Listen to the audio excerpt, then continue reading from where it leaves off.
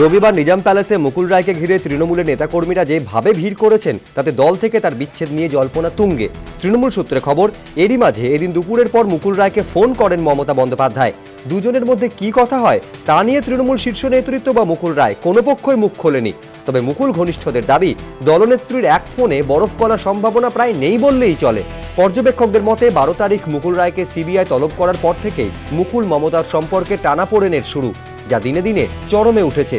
সম্প্রতি একাধিক ইস্যুতে তৃণমূল নেত্রীর বিপরীত সুর শোনা গিয়েছে মুকুল রায়ের গলায়।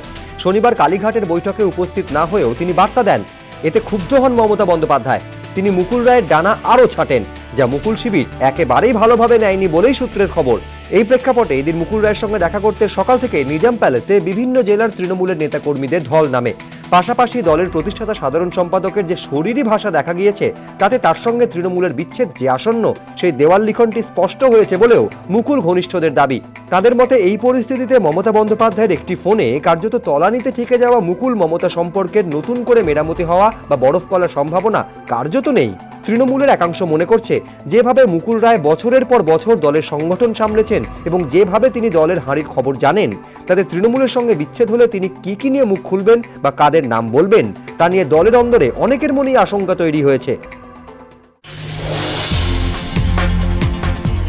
মুকুল রায় ডানা ছাটার দিনে দীনেশ ত্রিবেদীকে তৃণমূলের সর্বভারতীয় সহসভাপতি পদে বসিয়েছেন মমতা বন্দ্যোপাধ্যায়, যা দেখে অনেকেই বলছিলেন পদ দিয়ে মুখ বন্ধের চেষ্টা।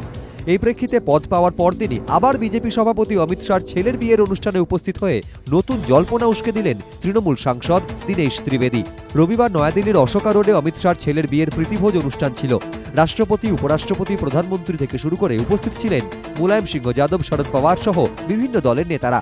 তবে তৃণমূলের তরফে অনুষ্ঠানে একমাত্র অংশ নেন দীনেশ ত্রিবেদী। রাজনৈতিক পর্যবেক্ষকদের অনেকে এই ছবিতে নতুন সমীকরণের ইঙ্গিত দেখছেন। গতবারের থেকে এবারে এই প্রবণতা অন্তত 60 ভাগ কমে গেছে। কার দিকে ইঙ্গিত করলেন শিক্ষামন্ত্রী? নাম না করে কি তাহলে প্রাক্তন শিক্ষামন্ত্রী ব্রাত্য বসুরই সমালোচনা করলেন পার্থ চট্টোপাধ্যায়? জল্পনা তুঙ্গে। রবিবার যাদবপুরে West Bengal government college teachers অ্যাসোসিয়েশনের এক অনুষ্ঠানে উপস্থিত ছিলেন শিক্ষামন্ত্রী।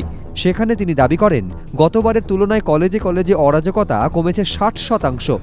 পার্থর আগে তো শিক্ষা দফতরের দায়িত্ব ছিল ব্রাত্য বসুর হাতে। কলেজে কলেজে অশান্তি এড়াতে অনলাইন প্রক্রিয়ার পক্ষে সওয়াল করেছিলেন তিনি। শিক্ষা মহলের একাংশের মতে সেই কারণেই মন্ত্রিত্ব যায় তাঁর। কলেজে কলেজে অব্যাহত থাকে অশান্তি। দায়িত্ব হাতে নিয়েই ব্রাত্যর নেওয়া একাধিক সিদ্ধান্ত বদল করেন বর্তমান শিক্ষামন্ত্রী।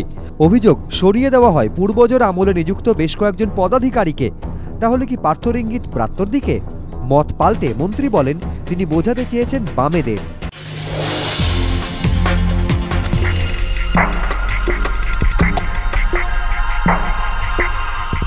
বিশ্বকাপে ফের পাকিস্তানকে হারিয়ে নিজেদের রেকর্ড অক্ষুণ্ণ রাখল ভারত। কোহলিদের প্রশংসায় দেশ জুড়ে উচ্ছ্বসিত সমর্থকরা। অন্যদিকে রেকর্ড ভাঙতে না পারার হতাশা পাক সমর্থকদের মধ্যে। করাচিতে কয়েকজন সমর্থক তো রাগের চোটে নিজেদের টিভি আছড়ে ভেঙে ফেললেন। পাক কোচ ওয়াকার ইউনিস বলেছিলেন, এবার বিশ্বকাপে ভারতের বিরুদ্ধে টানা হারের ছবিটা উল্টে দিতে বদ্ধপরিকর টিম পাকিস্তান। কিন্তু হলো ঠিক উল্টো। রেগেমেগে তাই টিভির ওপরেই মনের ঝাল মেটাতে হলো সমর্থকদের।